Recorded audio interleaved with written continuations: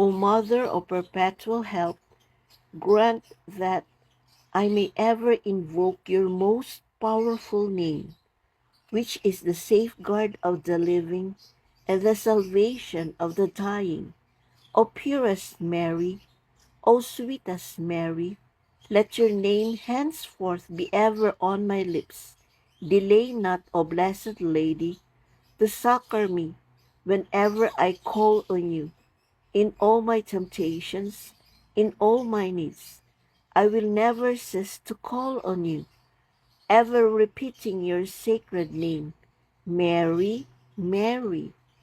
Oh, what consolation, what sweetness, what confidence, what emotions fills my soul when I utter your sacred name, or even only think of you.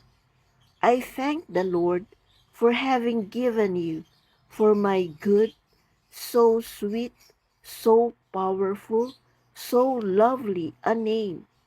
But I will not be content with merely uttering your name. Let my love for you prompt me ever to hail you, Mother of perpetual help. Mother of perpetual help, pray for me and grant me the favor I confidently asked of you. Hail Mary 3 times.